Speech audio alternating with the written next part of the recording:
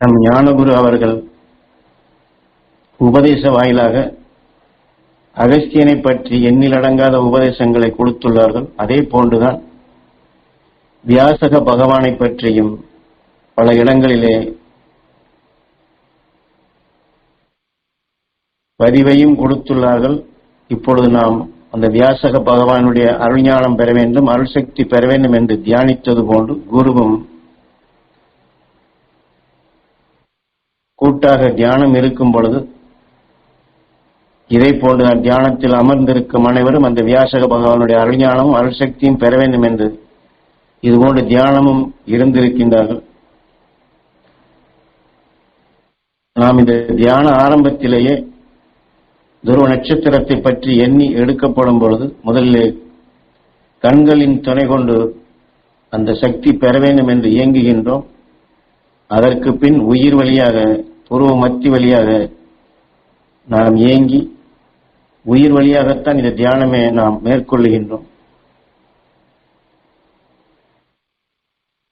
என்றால் இந்த வியாசகர் கொடுத்த தத்துவங்களிலே மிக மிக முக்கியமானது என்று சொன்னால் கூர்மை அவதாரம். கூர்மை, இந்த கூர்மைக்கு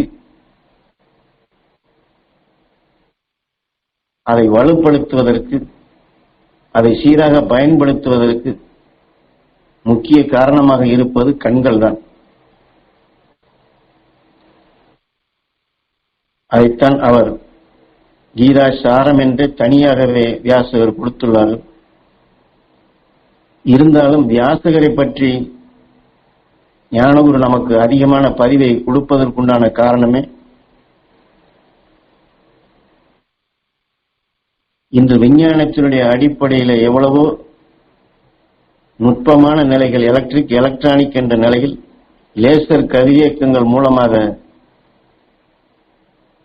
மனிதன் இந்த பூமிக்குள் இருப்பதையும் இந்த பிரபஞ்சத்தில் இருப்பதையும் அவன் இழுத்து கவர்ந்து புறநிலைகளிலே அனைத்துமே இன்று காட்சியாக நாம் காணும்படி செய்கின்றான். பூமிக்குள் இருப்பதையும் அறிகின்றார்கள். இதே போன்றுதான் பல லட்சம் ஆண்டுகளுக்கு முன் அகஸ்தியன் வாழ்ந்திருந்தாலும் அவன் வெளிப்படுத்திய அவன் தன் வாழ்க்கையிலே நஞ்சினை வென்றிடும் உணர்வுகளாக உயிரோடு ஒன்றி பேரருள் பேரொழியாக அவன் வெளிப்படுத்திய அந்த உணர்வுகளை, அந்த அகஸ்தியனுடைய உணர்வுகளை அதிகமாக கவர்ந்தவர்கள் முதன்மையானவர் வியாசர்.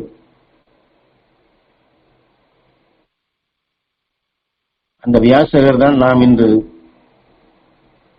பக்தி மார்க்கத்தில் நாம் சொல்லுகின்றமே, எத்தனையோ தெய்வங்கள் இருக்கின்றது, எத்தனையோ சாஸ்திரங்கள் இருக்கின்றது, எத்தனையோ தத்துவங்கள் இருக்கின்றது என்றால் இதையெல்லாம் வியாசகரால் வெளிப்படுத்தப்பட்ட உண்மைகள் தான். வியாசகன் எதுவும் எழுத்து வடிவாக கொடுக்கவில்லை. இருந்தாலும் அக்கால வழக்கப்படி பல லட்சம் ஆண்டுகளுக்கு முன் அகஸ்தியன் விளைந்த உணர்வு, துருவ நட்சத்திரமான உணர்வுகளை வியாசகன் நுகர்ந்துதான் அலைகளாக வெளிப்படுத்தி சென்றுள்ளான். அது காலகட்டத்தில் எப்படி பல லட்சம் ஆண்டுகளுக்கு முன் விளை வைத்த உணர்வை இப்பொழுது சமீபத்தில் ஒரு 3000 ஆண்டுகளுக்கு முன் வியாசகன் அதை வெளிப்படுத்தும் பொழுது, இப்பொழுது நாம் 3000 ஆண்டுகளுக்கு பின் அந்த துருவ நட்சத்திரத்தினுடைய உணர்வுகளையும் அகஸ்தியன் பெற்ற உணர்வுகளையும் பெற செய்வதற்கு முக்கியமான காரணமே வியாசகருடைய உணர்வு தான். என்னால் குரு இதையெல்லாம் உபதேச வாயிலாக வெளிப்படுத்திய பேர் உண்மைகள். ஒரு இடத்திற்கு செல்ல வேண்டும் என்றால், ஒரு உயரமான இடமாக இருந்தால் அதற்கு ஒரு படிக்கட்டு வேண்டும், அல்லது ஒரு ஏணி வேண்டும், அல்லது ஒரு இடத்திலிருந்து இன்னொரு இடம் இடையிலே ஆறு ஓடுகிறது என்றால் அதை கடக்க ஒரு பாலம் தேவை. அதுபோன்றுதான் பல லட்சம் ஆண்டுகளுக்கு முன் வாழ்ந்து வளர்ந்து பேராற்றல்களை பெற்ற அந்த அகஸ்தியனுடைய உணர்வுகளை இவ்வளவு காலத்துக்கு பின் நாம் அதை நினைத்த மாத்திரத்தில் பெற வேண்டும் என்றால், அதனால்தான் வியாசகரை பற்றி ஞானகுரு அதை சுட்டிக்காட்டி அந்த வியாசகருடைய அவருடைய உணர்வை, அவருடைய அறிஞானத்தை, அவர் பெற்ற அருள் சக்தியை நாம் நுகர்ந்தோம் என்றால் அந்த அகஸ்தியனுடைய அருளை, துருவ நட்சத்திரத்தின் பேரருள் பேரொழியை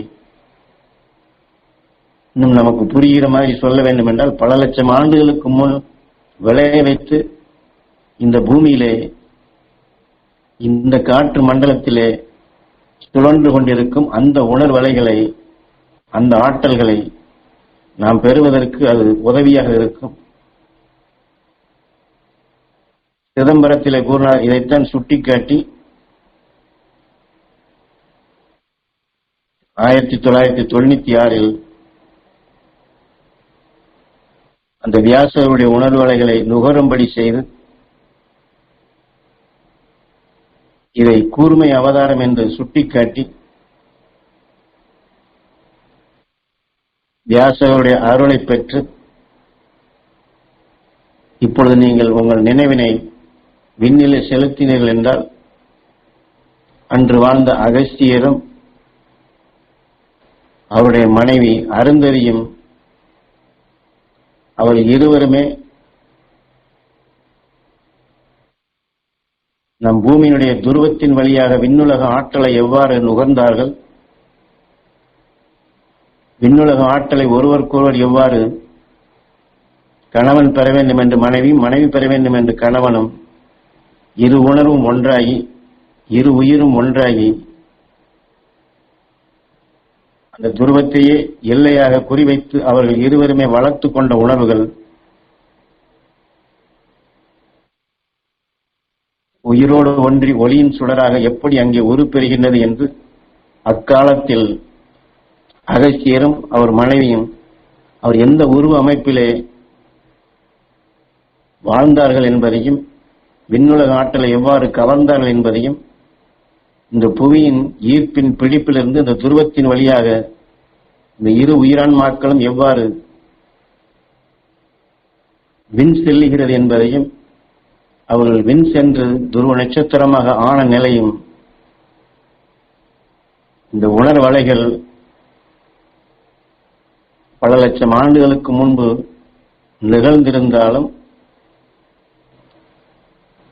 வியாசகருடைய அருள் மூலமாக நாம் அதை காண முடியும், அதை நுகர முடியும். அதை தத்ரூபமாக அவர்கள் விண் சென்ற நிலையும் அந்த விண் சென்ற ஆற்றலையும் நாம் பெற முடியும். ஏனென்றால் நமது குரு அடிக்கடி குரு பூஜைகளை ஞாபகப்படுத்துவது இதைத்தான். ஏனென்றால் 1971 விண் சென்றவர் தான் மாமகரிஷி ஈஸ்வராய குரு இந்த சரீரத்திலிருந்து.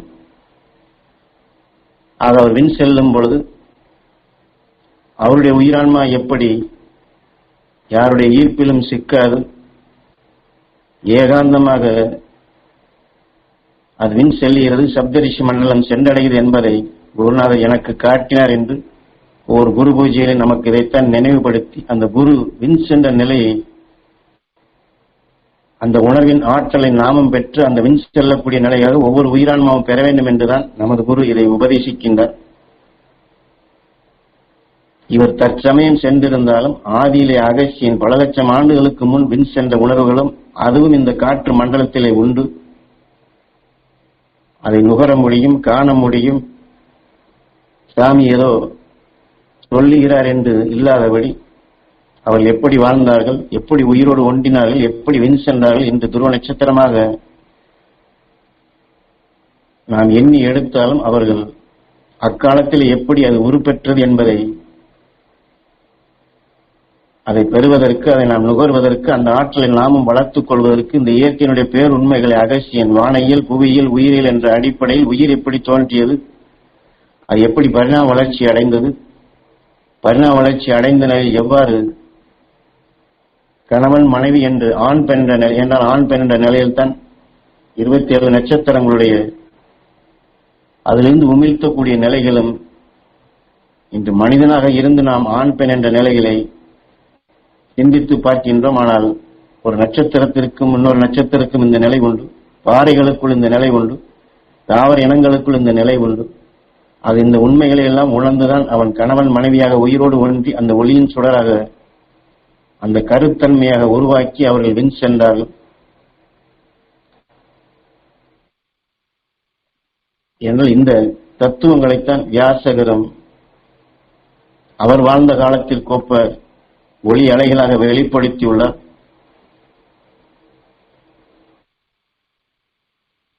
அதுதான் கூர்மை அவதாரம். கூர்மை என்று திரும்ப திரும்ப சொல்வதனுடைய நோக்கமே குருநாதர் அதற்கும் ஒரு விளக்கம் கொடுக்கின்றார்கள். என்றால் இக்காலத்திலே இவை அதிகமில்லை. ஆனால் ஒரு 50-60 வருடங்களுக்கு முன்பு இதெல்லாம் உண்டு. வீட்டிலே வளரக்கூடிய பெண் குழந்தைகளை நாட்டியம் கற்றுக்கொள்ள செய்வதும், அது வளர்ச்சி பெற்ற பின் ஆலயத்திலே சென்று அதை அரங்கேற்றம் செய்யும் நிலையிலும் உண்டு. ஆனால் அப்படி அரங்கேற்றம் செய்யப்படும் பொழுது அந்த தெய்வ சந்நிதியில் நம்முடைய பிள்ளை அவ்வாறு அங்கே ஆளும் என்றால் அந்த தெய்வத்தினுடைய அருளும் அனைவருடைய அருள் சக்தியும் கிடைக்கும் என்றுதான் இதை அக்காலத்தில் செயல்படுத்தியது. ஆனால் அப்படி செயல்படுத்தினாலும் பலருடைய போற்றலுக்கு நம் குழந்தை நன்றாக ஆடுகிறது என்று மகிழ்ந்தாலும் கூட யாரோ ஒருவர் ஒரு நண்டு மாதிரி இருக்கக்கூடிய இந்த சிறு வயதிலேயே இது எப்படி ஆடுகிறது பார் என்று வெறுப்பு கொண்டோ பொறாமை கொண்டோ யாரோ ஒருவர் வெளிப்படுத்தினாலும் போதும் இந்த உணர்வுகளை உற்று பார்த்து இதை செவிவழி கேட்க நேர்ந்தால் அங்கே 100 பேர் 200 பேர் அந்த குழந்தையை போற்றக்கூடிய நிலை இருந்தாலும் இந்த உணர்வுகள் இங்கே பதிவாகின்றது. இந்த உணர்வுகள் இயக்க சக்தியாக மாறி கண் திருஷ்டி பட்டுவிட்டது, கண் பார்வை பட்டுவிட்டது என்று இந்த உணர்வு பதிவாகின்றது. பதிவான பின் இந்த உணர்வு இயக்க சக்தியாக மாறப்படும் பொழுது அந்த குழந்தைக்கு அன்றோ அல்லது மறுநாளோ உடல்நல குறைவாகி விடுகின்றது. ஆக குழந்தையை வளர்த்த தாய் தந்தையரும் சரி மற்றவர்களும் சரி இந்த குழந்தை நன்றாக ஆடியது ஆனால் கண் திருஷ்டி பட்டுவிட்டது, இந்த குழந்தை நன்றாக ஆடியது கண் திருஷ்டி பட்டுவிட்டது என்று நன்றாக ஆடியதை பற்றி பல பேர் சொல்லி இருந்தாலும் பல பேர் நல்லாட்சி கொடுத்திருந்தாலும் அதை எண்ணாதபடி அதை நாம் நுகராதபடி அந்த மகிழ்ச்சியை நாம் தக்க வைக்க முடியாதபடி ஒருவர் பார்த்த இந்த பொறாமையான உணர்வே அங்கே இயக்க சக்தியாக மாறி அதை அந்த குழந்தையும் சரி தாய் தந்தையரும் சரி சொந்தக்காரரும் சரி உறவினரும் சரி அனைவருமே அதை வளர்க்கக்கூடிய சந்தர்ப்பமாக ஆகிவிடுகின்றது. இதைத்தான் வியாசகர் இங்கே கூர்மை அவதாரம் என்று இதை இன்னொரு உதாரணமும் சொல்லலாம். ஒரு இசை பல வாத்தியங்கள் மூலமாக வாசிக்கின்றார்கள், நாம் கேட்டுக்கொண்டிருக்கின்றோம். அது அனைத்துமே ஒருங்கிணைந்த நிலையில் இருந்தால் நமக்கு அந்த மகிழ்ச்சி ஆனந்தமான நிலையில் அங்கே இசையை ரசித்து கேட்டுக்கொண்டிருக்கின்றோம். ஆனாலும் அதில் ஒரு வாத்தியம் அந்த சுருதி சிறிதளவு பிசகிவிட்டால் உடனடியாக நம்முடைய உணர்வுகள் மாறுகின்றது. அபஸ்வரமாக அது இயங்கி அந்த இசையை அடுத்து ரசிக்க முடியாதபடி இவ்வளவு நேரம் நன்றாக வாசித்தார்கள், இப்பொழுது இப்படி ஆகிவிட்டதே அச்சச்சோ என்று நம்முடைய எண்ணங்கள் உணர்வுகள் மனம் அடுத்த கணமே இது அந்த இசையை அடுத்து ரசிக்க முடியாதபடி சரியில்லை என்று உணர்ச்சிகளை தூண்டின என்றால் இதையெல்லாம் இயற்கையினுடைய இயக்கங்கள் தான். அதைத்தான் வியாசகர் கூர்மை அவதாரம் என்று இங்கே என்றால் மனிதனுடைய 6வது அறிவு ஒவ்வொரு இயக்கத்தையும் ஒவ்வொரு செயலாக்கத்தையும் அறிந்துணர்ந்து தன் வசதிக்காக அதை மாற்றக்கூடிய சக்தி பெற்றவன் என்பதை நாம் தெரிந்து அதை வளர்க்க வேண்டும் என்பதற்குத்தான் இதையெல்லாம் குரு உபதேசமாக சுட்டிக்காட்டி நாம் இந்த தியானம் இருக்கின்றோம். ஒவ்வொரு நாளும் காலையிலும் மதியமும் இரவும் இப்படி எத்தனை நேரங்களில் நாம் இந்த தியானம் எடுக்கிறோம் என்றாலும் இதில் நம்முடைய கூர்மை எப்படி இருக்கின்றது, நம்முடைய கூர்மை எப்படி இருக்க வேண்டும், அந்த பதிவு முக்கியம். என்றால் இந்த இடத்திலே ஒருவர் பொறாமையாக தன் குழந்தையை உற்று நோக்குகின்றார், பேசுகின்றார் என்பதை பதிவாகின்றது. அந்த பதிவு ஆன பின்புதான் என்ன ஏது என்று அதை கூர்மையாக பார்க்கின்றோம். ஆனால் 100 பேர் 200 பேர் அங்கு ஆசீர்வாதம் கொடுத்தாலும் அதை நாம் இந்த அளவுக்கு பதிவும் செய்வதில்லை, அந்த அளவு கூர்மையாகவும் எடுப்பதும் இல்லை. நாம் சொல்லலாம் 100 பேர் சொன்னார்கள் என்று. ஆனால் 100 பேர் சொன்னார்கள், மகிழ்ச்சியாக இருந்தது என்று சொல்வதற்கு பதில், ஒருவர் இப்படி சொன்னார், ஒருவர் இப்படி பொறாமையாக பேசினார் என்பதிலேதான் அந்த அழுத்தம் அதிகமாக இருக்கின்றது. அதைத்தான் வலுவாக எடுக்கின்றோம். இது நாம் அல்ல, நமக்குள் வளர்ச்சி பெற்ற உணர்வுகளுடைய இயக்கங்கள் அவ்வாறுதான். இதன் விஷத்தினுடைய தாக்குதலால் தான் நமக்கு உயிரின் துடிப்பாகி அதிலே வெப்பமாகி ஈர்க்கும் காந்தமாகி அந்த ஈர்க்கக்கூடிய அந்த காந்தத்தால் தான் அந்த சந்தர்ப்பத்தில் எதை நாம் உற்று நோக்கினோமோ அதனுடைய ஈர்ப்பு நமக்குள் வருகின்றது. அது அந்த அடிப்படையில தான் இங்கே கூர்மை அவதாரம் என்று வியாசகரால் சுட்டி காட்டப்பட்டு நாம் இந்த தியானத்திலே இந்த உணர்வின் இயல்புகளை உணர்ந்து கொண்டு தன்னைத்தான் அறிதல் என்ற நிலையில்,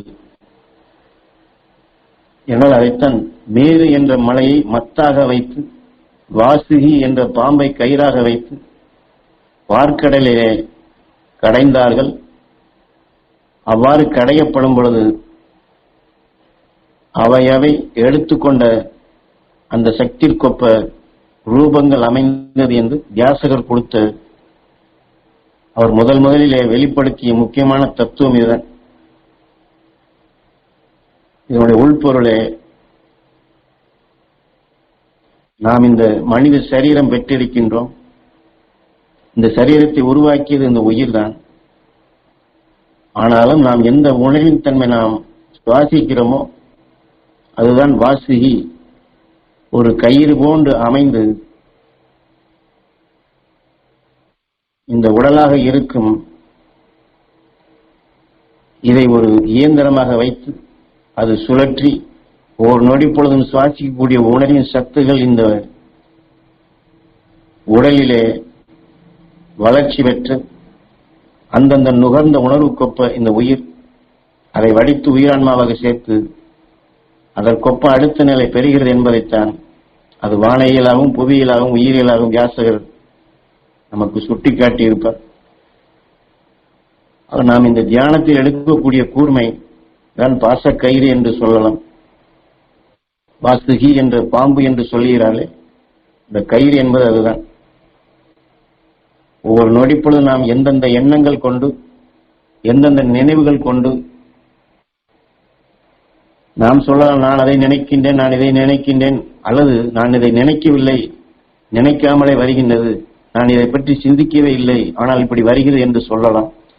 இது அனைத்துமே வாசுகி தான் சுவாசித்த உணர்வுகள் தான் உடலுக்குள் அணுக்களாக விளைந்து அது ஒவ்வொன்றும் ஒரு கயிறாக மாறி அதுதான் ஒரு செயின் போன்று தொடர்ச்சியாக நமக்குள் ஒரு அன்பான குணம் வருவதும், பண்பான செயல்களை செய்வதும், பயம் வருவதும், வேதனை வருவதும், ஆத்திரம் வருவதும், இது எல்லாமே ஒரு கடிகாரம் சுழல்வது போன்றுதான் இந்த உடலுக்குள் விளைந்த உணர்வுகள் படிப்படியாக, அதனால்தான் மேரு என்ற மலை என்று படிப்படியாக வைத்து காட்டியிருப்பார். இப்படி அடுக்கடுக்காக சேர்த்துதான் இந்த சரீரம் உருவாகியுள்ளது. அதிலே விளைந்த உணர்வின் அணுக்கள் தான் நமக்குள் சுழற்சியாக இயங்கி ஒவ்வொரு நொடி பொழுது நாம் இந்த நினைவு வருகின்றது, இந்த எண்ணம் வருகின்றது, இந்த நினைப்பில் நான் இருக்கின்றேன், இந்த செயலை செய்து கொண்டிருக்கிறேன் என்று நம்மை நாம் உற்று பார்த்தால் அதை சொல்ல முடியும். இருந்தாலும் குருநாதர் கொடுக்கக்கூடிய அந்த வியாசருடைய தத்துவம், அந்த விளக்கங்கள் பிரகாரம் அங்கே 100 பேர் குழந்தையை மகிழ்ச்சியாக ஆசீர்வதித்ததை எண்ணுவதா, அல்லது ஒருவர் பொறாமையாக பார்த்தார், கண் திருஷ்டி பட்டுவிட்டது என்று அதை எண்ணுவதா என்பதை, அதற்குத்தான் இந்த தியான பயிற்சியாக நமக்கு இந்த விளக்கங்களை சொல்லி நம்முடைய உயிர் எதை இயக்குகின்றது, எதை இயக்கும், எதை உருவாக்கும் என்பதை நம்முடைய சுவாசம் அந்த 100 பேரில் இருக்கக்கூடிய உணர்வை எண்ணுவதற்கு பதிலாக இந்த ஒருவருடைய நினைவை அந்த பதிவு, அதனால்தான் நாம் தியானத்திலே முதலிலே துருவ நட்சத்திரத்தின்பால் நம் கண்ணின் நினைவை செலுத்தும்படி செய்து கண் வழியாக துருவ நட்சத்திரத்தின் பேரருள் பேரொளி பெறச் செய்வதனுடைய முக்கியமான நோக்கமே அதுதான். ஏன்னா இந்த பொறாமைப்படுவருடைய உணர்வை அது பதிவாக்கிய பின்புதான் அது நமக்குள் ஆழமாக போய் சேருகின்றது. அது ஆழமாக சேர்ந்த பின்புதான் பொறாமையாக பார்த்தார், வெறுப்பாக பார்த்தார், இந்த பிள்ளை பார்த்த பார்வையிலே என் குழந்தைக்கு இப்படி ஆகிவிட்டது என்று வாசுகி சுவாசிக்கக்கூடிய உணர்வு திசை மாறுகின்றது. திசை மாறும் பொழுது நம்முடைய கூர்மை மாறுகின்றது, நம்முடைய ஈர்ப்பே மாறி அந்த குழந்தைக்கு உடல் நலம் இல்லாம ஆகக்கூடிய சக்தியாக உருவாக்குவது அவருடைய கண் பார்வை அல்ல, அவர் வெளிப்படுத்திய உணர்வுக்கு நாம் ஜீவன் கொடுக்கின்றோம். நம் உயிரிடம் அந்த அழுத்தத்தை கொடுத்து அதை உருவாக்கக்கூடிய சக்தியாக நாம் தான் அதை உருவாக்குகின்றோம். ஆனால் அவர் செய்தார் என்று அந்த உணர்வுதான் என்னை இயக்கியது என்று நாம் சொன்னாலும் அதற்கு நாம் தானே இடம் கொடுக்கின்றோம். அதனால்தான் இந்த தியானத்திலே ஆரம்பத்திலே கண்ணின் நினைவை துருவ நட்சத்திரத்தின்பால் நாம் கட்டாயப்படுத்தி செலுத்தி அந்த பதிவை நமக்குள் வலுவாக்கி அதையே கூர்மையாக அந்த சுவாசம் இந்த தியானம் முழுவதுமே மாறாது இருப்பதற்குத்தான் அடுத்து புருவ மத்தி வழியாக உயிர் வழியாக நினைவை துருவ நட்சத்திரத்தின்பால் செலுத்தும்படி செய்து நம் இரத்த நாளங்களிலிருந்து தோல் மண்டலம் வரை திரும்ப திரும்ப துருவ நட்சத்திரத்தின் பேரருள் பேரொளி பெற வேண்டும். வாசுகி சுவாசிக்கக்கூடிய உணர்வு, நம்ம உயிர் தான் வாசு தேவனாக இருக்கின்றது, சுவாசித்ததை உருவாக்கக்கூடிய சக்தியாக இருக்கின்றது. ஆக இந்த பதிவு நம்முடைய கூர்மை நாம் சற்று சிந்தித்து பார்த்தால் அங்கே கண் திருஷ்டி பட்டுவிட்டது என்று சொல்வது ஏற்கனவே விளைந்த உணர்வு, பல மனிதர்கள் சமைத்து வெளிப்படுத்திய உணர்வு. அதற்கு நாம் ஜீவன் கொடுத்து அந்த உணர்வின் தொடரை தான் வாசுகி அது கயிறாக மாறி அதை நாம் சுவாசிக்கப்படும் பொழுதுதான் ஒருவரிடம் சொல்லி ஒருவர் மற்றவரிடம் சொல்லி எல்லாரிடமே சொல்லி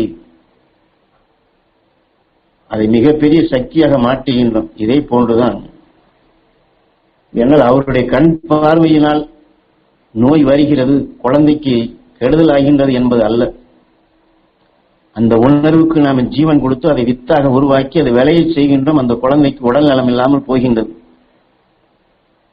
ஆக இதை கூர்மையாக செலுத்துவதற்கு பதில் இதையெல்லாம் உணர்ந்து நம்முடைய உயிரினுடைய செயலாக்கங்களை உணர்ந்து உயிர் இந்த உடலை உருவாக்கிய நிலைகளை உணர்ந்து இந்த உயிரின் துணை கொண்டு நாம் இந்த உடலுக்குள் இந்த மனித வாழ்க்கையில் எதை உருவாக்க வேண்டும் என்று உணர்த்திய ஞானிகள் உணர்வை நாம் கூர்மையாக எண்ணி அந்த பதிவினை நினைவாக்கி அவர்கள் பதிவை ஒவ்வொரு சந்தர்ப்பத்திலுமே நாம்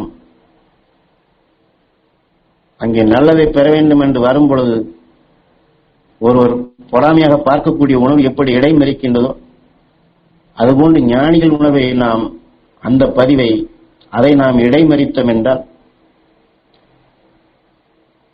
பதிவுதான் கூர்மையாக நம்மை வழிநடத்தி செல்கிறது என்பதை உணர்ந்து மற்ற பதிவுகளுக்கு நாம் இடம் கொடுக்காதபடி அல்லது அந்த பதிவை நம் உயிரான ஈஸ்வரனிடம் சொல்லி இது இந்த பதிவு எனக்குள் வளர வேண்டியதில்லை, எனக்கு அந்த துருவ நட்சத்திரத்தின் பேரருள் பேரொளி பெற வேண்டும், இதில் தீமையை வென்ற அந்த ஞானிகள் உணர்வுதான் எனக்கு வேண்டும் என்று இந்த பதிவை நாம் மாற்றி நம் கூர்மையை அதற்கு அந்த துருவ நட்சத்திரத்தின் பேரருள் பேரொளி பெற வேண்டும் என்று இப்படி நாம் பதிவை மாற்றி நினைவை மாற்றி நம் கூர்மையை துருவ நட்சத்திரத்தின்பால் கொண்டு சென்றோம் என்றால் இந்த உணர்வின் இயக்கங்கள் உயிரால் எப்படி இயக்கப்படுகிறது, நம் உடலுக்குள் எப்படி இந்த நோய் வருகின்றது, உடலுக்குள் எப்படி தீமை வருகின்றது, நம்முடைய காரியங்கள் எதனால் கெடுகிறது என்பதை எப்படி நன்றாக இருக்கக்கூடிய அந்த குழந்தை ஒருவருடைய பார்வையால் இந்த உணர்வு ஜீவன் பெற்று அதற்கு உடல் நல குறைவா ஆனதோ இதே போன்று எந்த உணர்வு நமக்குள் உடல் நல குறைவாக உடலையும் நம் மனதையும் நாம் போகக்கூடிய பாதையையும் இந்த வாழக்கூடிய வாழ்க்கையும் திசை மாற்றுகின்றதோ இதே போன்று இதையெல்லாம் மாற்றியமைத்த இந்த வியாசகன் காட்டிய தத்துவ பிரகாரம் கூர்மை அவதாரம் என்று நம்முடைய கூர்மையை தீமையை வென்ற உயிரோடு ஒன்றி உணர்வை ஒளியாக மாற்றிய மகரிஷிகள் ஞானிகளின்பால் நாம் இந்த பட்டினை செலுத்தி அந்த உணர்வினை மேரு என்ற மலையை மத்தாக வைத்து வாசி என்ற பாம்பை அந்த ஞானிகள் உணர்வை அதை கூர்மையாக அதை கயிறாக வைத்து நாம் ஞானிகள் உணர்வை கயிறாக வைத்து நாம் இந்த வாழ்க்கையை நாம் கடைந்தோம் என்றால் நாம் எடுக்கக்கூடிய இந்த ஞானிகள் உணர்வு நம் உடல் இருக்கக்கூடிய எல்லா அணுக்களுமே இது இணைந்து உறைந்து நம்முடைய சுவாச நிலையை துருவ நட்சத்திரமும் சப்தரிஷி மண்டலம் அது உருப்பெற்ற அந்த ஞானிகள் மகரிஷி உணர்வுகளையும் நம்முடைய சுவாசத்தின் ஈர்ப்பாக அது அமையும். இதைத்தான் நமது குருநாதர் அகசியன் பெற்ற உணர்வுகளை வியாசர் கொடுத்த தத்துவ பிரகாரம் நாம் நுகரும் நிலையாக கூர்மை அவதாரம் என்று உபதேச வாயிலாக சுட்டிக்காட்டி அது கண் திருஷ்டி பட்டுவிட்டது, கண் பார்வைப்பட்டால் இப்படித்தான் ஆகும் என்று எப்படி அதை நாம் வலுவாக எண்ணுகின்றோமோ அதை மாற்றிட இது ஒன்றுமில்லை, அவர் பார்த்தால் பார்த்துவிட்டு போகட்டும், துருவ நட்சத்திரத்தின் பேரல் பேரல் அவர் பெறட்டும், துருவ நட்சத்திரத்தின் பேரல் பேரல் என் குழந்தை உடல் முழுவதும் படரட்டும். ஞானிகள் மகரிஷிகள் அவர் உணர்ந்த உண்மைகளை உணர்ந்து அனைவரும் அந்த அவிஞானம் பெற வேண்டும் என்று அந்த உணர்வுக்கு நாம் ஜீவன் கொடுக்காதபடி மாற்றிவிட்டால் அந்த செயலை அங்கே மாறிவிடுகின்றது. அதை இப்படி மாற்றி அமைக்கக்கூடிய சக்தியாக நாம் பயிற்சியாக பெறுவதற்குத்தான் இந்த தியானமும் ஆத்ம சுத்தியும் வாழ்க்கையை தியானம் என்று நமக்கு குருநாதர் வழிகாட்டி உள்ளார்கள். அதைத்தான் நாம் பயிற்சியாக எடுக்கின்றோம். ஆக நம்முடைய தியானத்திலே இந்த பதிவு என்பது முக்கியம். அது கண் திருஷ்டி பட்டுவிட்டது என்ற பதிவை நாம் எடுக்கவில்லை என்றால் அது இயக்காது. நாம் சொல்லலாம் அவர் பார்க்கின்றார், பார்த்தால் அது வரத்தானே செய்யும் என்றால் பார்த்தால் வரத்தான் செய்யும் என்பது இயற்கையினுடைய நீதி அல்ல. வெப்பம், காந்தம், விஷம் இந்த மூன்றும் சேர்ந்து எதை கவர்கின்றதோ அதுதான் இயக்குமே தவிர யாரோ செய்வார் எவரோ செய்வார் என்று அது இயக்காது. ஆக நாம் நம்மிடம் இருக்கக்கூடிய ஈர்ப்பு அந்த காந்தத்தை அவர்பால் செலுத்தும் பொழுதுதான் அது பதிவாகின்றது. அது கண்ணின் நினைவை அங்கே கொண்டு செல்லும் பொழுதுதான் அது கூர்மை அவதாரமாக மாறுகின்றது. அது அவரை பற்றி நினைக்காமல், அவர் பார்த்த பார்வையை பற்றி நினைக்காமல், அவர் பொறாமையாக வெறுப்பாக பேசியதையும் நாம் எண்ணவில்லை என்றால், அதை நுகரவில்லை என்றால், அதை பதிவாக்கவில்லை என்றால் அந்த உணர்வை இயக்காது. இதுதான் இயற்கையினுடைய நியதிகள். வெப்பம், காந்தம், விஷம் எதை நுகர்கின்றதோ அது மனமாகி இந்த விஷம் அதை இயக்கி உணர்வின் இயக்கமாக அந்த உணர்ச்சிகளை தூண்டுகின்றது.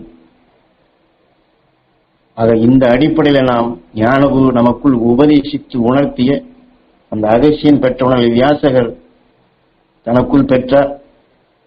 அந்த வியாசகர் தான் இன்று இந்த பூமியில வாழக்கூடிய அனைத்து மக்களுக்கும் இந்த தத்துவங்களை எல்லோரும் பெரும் வண்ணம் வழிகாட்டி உள்ளார். ஆக வியாசகருடைய அருளை பெற்று நாம் எளிதில் துருவ நட்சத்திரத்தின் பேரருளை பேரொழி அந்த உணர்வுகளை வளர்க்க முடியும் என்று அவர் சொன்ன பதிவை நாம் நினைவு கொண்டு வந்து அவர் காட்டிய தத்துவ பிரகாரம் நம் கண்களின் நினைவையும் உயிரின் நினைவையும் துருவ நட்சத்திரத்தின் பால் செலுத்தி, ஞானிகள் பால் செலுத்தி, மகரிஷிகள் பால் செலுத்தி இந்த தியானத்தில் மட்டுமல்ல எல்லா நேரங்களிலும் இந்த குரு நமக்குள் பதிவு செய்யக்கூடியதை மீண்டும் மீண்டும் நாம் கூர்மையாக நினைவை செலுத்தினோம் என்றால் எத்தகைய பதிவையும் நாம் மாற்றி அமைக்க முடியும், எத்தகைய இயக்கத்தையுமே நாம் மாற்றி அமைக்க முடியும். அந்த மாற்றி அமைக்கக்கூடிய சக்தி தான் மனிதனுடைய ஆராதனையினுடைய முக்கியமான சிறப்பு. ஆகவே நாம் குருநாதர் நமக்குள் உபதேசித்த இந்த பேருண்மைகளை உணர்ந்து கொண்ட நிலையில் கூர்மை அவதாரமாக அறிஞானிகள் உணர்வை அதை நாம் பதிவாக்குவோம். அந்த அறிஞானிகள் உணர்வையே நாம் பதிவாக்குவோம். மற்றவர்கள் வெளிப்படுத்தக்கூடிய உணர்வுகளை நாம் பதிவாக்க வேண்டிய அவசியமில்லை.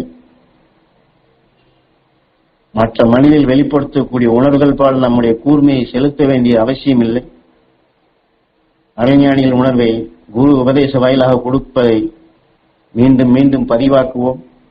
அந்த பதிவின் துணை கொண்டு நம்முடைய கூர்மையை ஞானிகள் பால் செலுத்துவோம், துருவ நட்சத்திரத்தின் பால் செலுத்துவோம்.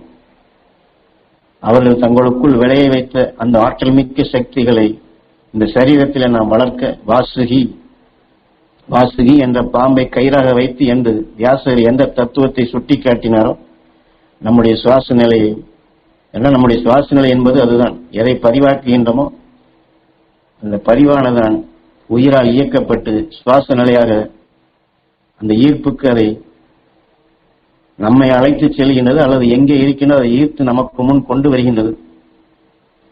நம் குருநாதர் காட்டிய அந்த அருள் வழியில் வியாசர் கொடுத்த அந்த தத்துவ பிரகாரம் நம்முடைய சுவாச நிலையை, நம்முடைய கூர்மையை, நம்முடைய பதிவை துருவ நட்சத்திரத்தின்பால் மகரிஷியின்பால் செலுத்தி அந்த ஆற்றல் மிக்க சக்திகளை இந்த சரீரத்திலே, இந்த மனித வாழ்க்கையிலே ஒவ்வொரு சந்தர்ப்பத்தில் ஒவ்வொரு நொடி பொழுதும் வளர்ப்போம். வளர்த்து உயிரோடு ஒன்றி உணர்வை ஒளியாக மாற்றுவோம். இந்த வாழ்க்கையை அருள் வாழ்க்கையாக வாழ்வோம். குருநாதர் சுட்டிக்காட்டிய எக்காலத்தில் நடந்த நிகழ்வாக இருந்தாலும் ஒவ்வொரு ரிஷியும் ஒவ்வொரு ஞானியும் எவ்வாறு தீமைகளை வென்று உயிரோடு ஒன்றினார்கள், கணவன் மனைவியாக ரிஷி பத்தினி என்று ஒவ்வொரு, அதாவது நம்மை போன்ற மனிதர்களாக அவர்கள் வாழ்ந்திருந்தாலும் எவ்வாறு வின் சென்றார்கள் என்பதை அந்த ஞானிகளால் மகரிஷிகளால் வளர்க்கப்பட்ட இந்த மெய்ஞான உணர்வுகளை நாம் சுவாசித்து அதை நாம் கண்டு அதை நாம் உணர்ந்து அதை நமக்குள் கூர்மை அவதாரமாக உருவாக்கி இந்த விஞ்ஞான உலகிலே மற்ற நிகழ்வுகள் எங்கே எது எப்படி நடந்து கொண்டிருந்தாலும் இதை பதிவாக்காது, இதை நாம் பாசக்கயிறாக அந்த அடிப்படையில் நாம் குடும்ப வாழ்க்கையோ தொழிலை பற்றிய எண்ணாதபடி குருநாதர் சொன்னது போன்று பல லட்சம் ஆண்டுகளுக்கு முன் அகசியனும் அவர் மனைவியும் எந்த உருவ அமைப்பிலே வாழ்ந்தார்கள், அவர் எவ்வாறு வின் சென்றார் என்பதையும் காண முடியும் என்று சொன்னது போன்று அந்த மெய்ஞானத்தினுடைய காட்சிகளை, மெய்ஞானத்திலே வெளிப்பட்ட அந்த பேருண்மைகளை நாம் அறிய முற்படுவோம். அதை நாம் நுகர்வோம். ஒவ்வொரு ஞானியும் அவர்கள் வாழ்ந்த அருள் வாழ்க்கையை நாம் வாழ்வோம்.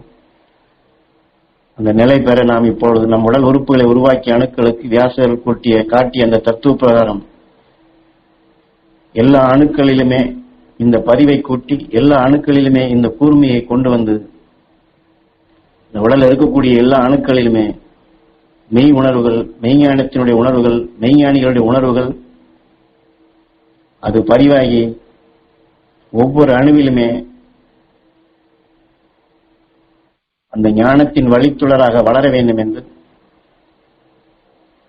இந்த விஞ்ஞான உலகில வாழக்கூடிய நாம் நம் உடலில் இருக்கக்கூடிய ஒவ்வொரு அணுவிலும் அந்த விஞ்ஞானத்தினால் உருப்பெற்ற நஞ்சை ஒடுக்கக்கூடிய சக்தியாக, அந்த நஞ்சையை ஒளியாக மாற்றக்கூடிய சக்தியாக நம் உடலில் இருக்கக்கூடிய ஒவ்வொரு அணுவிலும் அந்த நஞ்சை ஒடுக்கக்கூடிய சக்தியாக ஒளியான உணர்வுகளாக வளர வேண்டும் என்று நாம் இப்பொழுது தியானிப்போம். நம் நினைவுகளை உயிரோடு ஒன்றும்படி செய்து துருவ நட்சத்திரத்தின்பால் நினைவை செலுத்தி ஞானகுரு உபதேசித்ததை இப்பொழுது சற்று முன் சொன்ன அடிப்படையிலே வியாசகரின்பால் நினைவை செலுத்தி அந்த வியாசகரின் அருள் துணை கொண்டு துருவ நட்சத்திரத்தின் பேரருள் பேரொழியை, ஆனால் அகசியன் பல லட்சம் ஆண்டுகளுக்கு முன்பு வாழ்ந்திருந்தாலும் அவன் பெற்ற அந்த வழித்தொடர், அந்த படிப்படியாக அவன் சென்ற நிலையை நாமும் இந்த உடல் உறுப்புகளை உருவாக்கிய அணுக்களுக்கு அது ஒவ்வொன்றும் ஏற்றுக்கொள்ளும்படியான அந்த பருவத்தினை, அந்த தகுதியை, அந்த சக்தியை, அதை வளர்க்கக்கூடிய திறனை, அதை பெறுவதற்குத்தான் இதையெல்லாம் குருநாதர் நமக்கு ஞாபகப்படுத்துவது. இல்லையென்றால் வெறுமன துருவ நட்சத்திரம் என்று அதை மட்டும் சொல்லிவிட்டு சென்றிருக்கலாம். அது ஒன்றின் துணை கொண்டுதான் ஒன்று வளர முடியும். குருவிடம் அது விளைந்திருந்தாலும் ஈஸ்வரப்பற்று அதை எவ்வாறு பெற்றார், வியாசகர் எவ்வாறு பெற்றார், அகசியன் எவ்வாறு பெற்றார் என்று தனியாக ஒவ்வொன்றாக அது சுட்டி காட்டப்படும் பொழுது அந்தந்த காலகட்டத்திற்கொப்ப நம் உடலில் அணுக்கள் அது பெருகி